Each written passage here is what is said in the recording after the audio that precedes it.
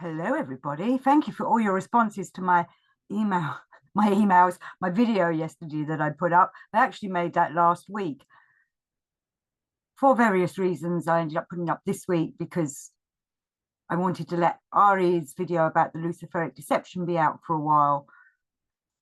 And many of you have responded to it. And one of the guys that I do a one-to-one with, on and off over the last couple of years, we've been doing one-to-ones, normally meet up like once a month or every 2 weeks.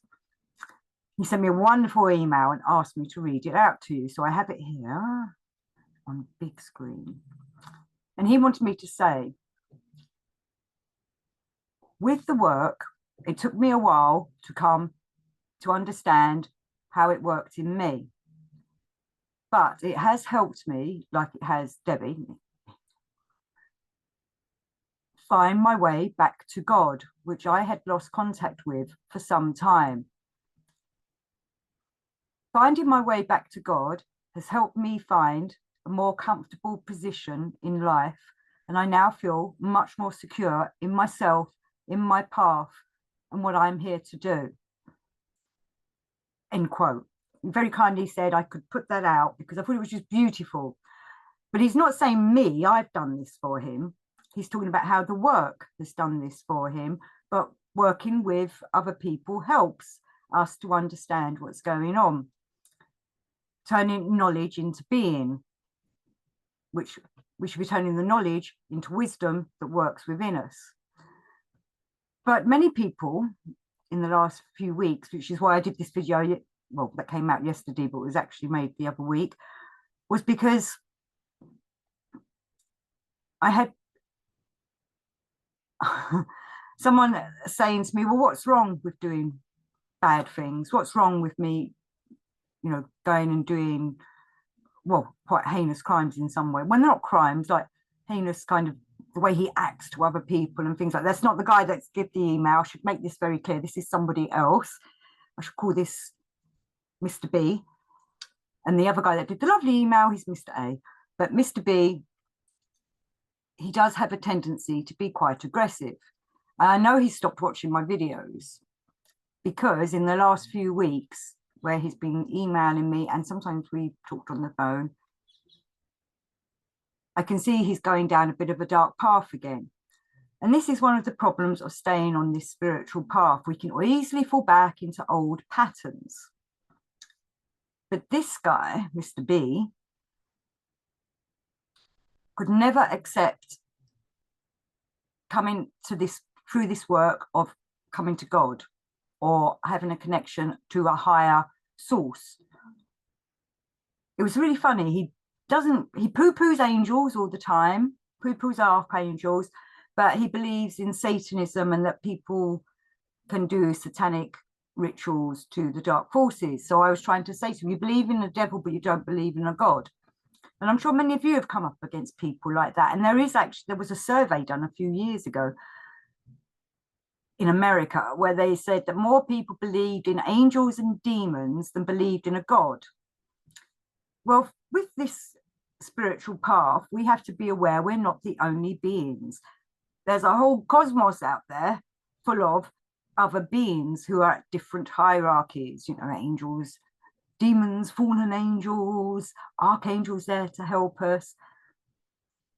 And I'm always having to remind people that God himself or herself, itself, the divine source, gave us free will.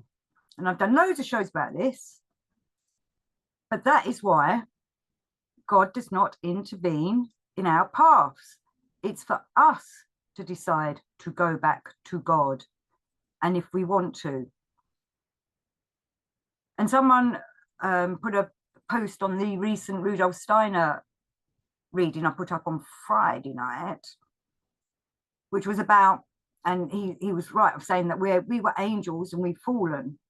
We were angels in the Steiner cosmology. We were angels, and then we've come back down to earth to go through whatever it is that we need to do. And if we want to continue on our path back up to angel, becoming an angel again, new and improved human, then we have to work on ourselves. It won't just happen to all and everyone unless they start working upon themselves, developing themselves, being aware of who they are and what they're doing in this planet, and what their mission is, to be in line with the rest of the cosmos and work with the whole divine hierarchy and cosmic workings of the cosmos and the universe and everything such like. And those that are in the Gurdjieff work know that Earth's quite low down, far, far, far away from the divine source, which is why we have so many laws working upon us. So we're trying to develop the work within us so that less laws work on us. We're not always falling into law of accident, and thus develop ourselves so that we can be prepared for death, be prepared for the next life. If we don't succeed in this life, to be ready for the next incarnation. But as Gurdjieff reminds us, next time we might not get the work provided to us. It might not come to us. We might end up in a life where there's no spiritual influences coming, and maybe that would make it even harder for you to find it. But I'd like to think that if you've done it in this life, that should go over into the next life, and you probably will reincarnate into somewhere that has a spiritual, or will keep you back on your spiritual path. Though Steiner does warn there is going to come a time when religion and spiritual thought in the future is going to be seen as people with mental health issues. Hopefully you're not reincarnated then, but even if you are, maybe you'll be the ones that will help bring back spirituality to the world. We all have missions. But I understand people struggle with the idea of God and want to blame God for things, but we can't blame God. We make our decisions in this life. We either follow, patterns and programming and just live a mechanical life, or we try and wake up. Things can still be difficult, but as my friend Mr. A said in his email, once he started welcoming God back into his life, things began to be easier. And it's really hard to explain in words. It's definitely an experiential way of being. And I myself had the same thing. It took me a long time to start accepting that God wasn't some tyrant out there that was ignoring us all. When I suddenly began to understand that Debbie, has to start doing it. And I know many of you are going to start saying, remember what Gurdjieff says, which eyes want to do it? It wants to do it. Well, as we start working upon ourselves, different eyes hopefully are going to start falling into line and want to be a part of this development and want to go to reach to the higher selves so that they can evolve. We don't want to devolve, as Steiner and Gurdjieff throughout their books. J.G. Bennett's Gotham Mark speech, which I'm pretty sure I have up, or I have a talk with Tony Blake on my videos about that. He warned what was coming 70 years ago, that this would be happening now. Humanity's at a pivot point. Do you want to be in the devolution side of it or the evolution side of it? And the devolution side is going to be those that no longer accept any kind of spiritual way out there, or don't believe in a God, or don't accept some kind of God in them. For me and Mr. A, I had a good chat with him just last week. We were talking about how once you finally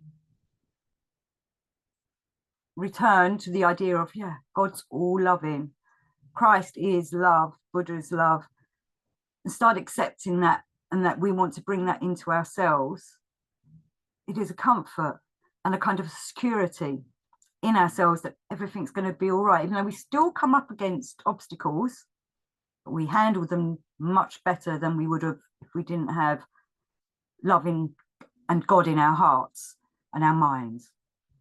As Steiner says, we have to take them thoughts down into our hearts, spiritualize them with love, and let them go back up again. Love is the answer. The vision of love used to make me cringe, but I misunderstood what love was. We've got to remember from the Greek times, there are 7 different types of love. You know, off the top of my head, I'm thinking of agape and romantic love, sexual love, brotherly love. What Christ and such like are talking about is unconditional, compassionate love. Can you work with that? It can be very difficult sometimes, but we need to look at other people, look at our life, and look at God with unconditional love. People will test us. I find people testing all the time. And also, yeah, I wanted to add to this. I meant to say, astrologically, the times of this, I'm recording this, which is July, it's full moon anyway, full moon in July. I've noticed the energies are just ramped up, and we can see even on the public scene this last week, what with, you know, Trump being shot at. I don't care what you think about that, whether it was staged or not. That has begun because of all these crazy energies. I've seen a lot more fighting going on in the streets just amongst, you know, the general public. In England, we've had a few riots going on for various reasons. And also in England, sadly, we lost the football, and that caused a bad vibe go down. You know, everything just rolled down. So it's something I recommend you all look at. I'm not saying you need to go and become astrologers, but become aware of how the planets are influencing our planet and why everything is so contentious at the moment. And this could continue for a while. Full moons always are a bit contentious for people. Even though it's supposed to be the sun obviously it's the sun reflected onto the moon back onto our earth, so it's reflected sunlight from the sun kings in the sun. I think it makes people that don't have a belief in anything go a bit nutty, whereas those of us that do have a belief in something, it's just a welcoming sign that, you know, God is out there, the light is out there. And that's one of the, again, another important thing on spiritual workings is the light. We should be working with the light.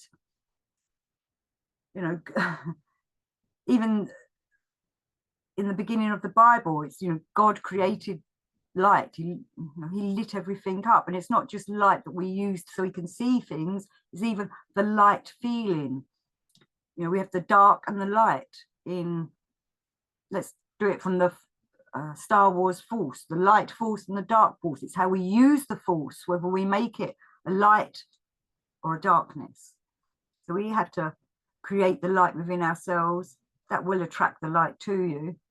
Also attracts a bit of darkness now and then. But as I was saying at the beginning and in yesterday's video, I can see people are struggling more in the last few weeks, but I think it's because astrologically everything's quite up in the air. And I think the air signs has got a big impact on things. I don't quite understand because I'm not an astrologer, but I do see that we're going into signs that are, planets are being affected by signs that are air signs, which apparently has never been known since we've started doing the history of astrology and astrology out there. It's kind of like an unknown time. Could be used for activation, revolution, whether it's revoluting yourself, you know, turning yourself around so that you're no longer stuck in your old ways and becoming, you know, the new you.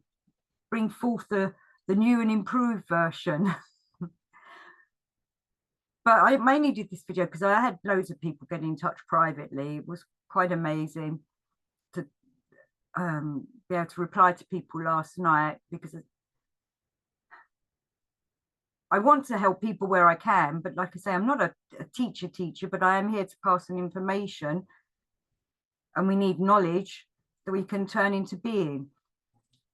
It's not my own system at all. I do not put forward my own system. I try to put forward Gurdjieff's system.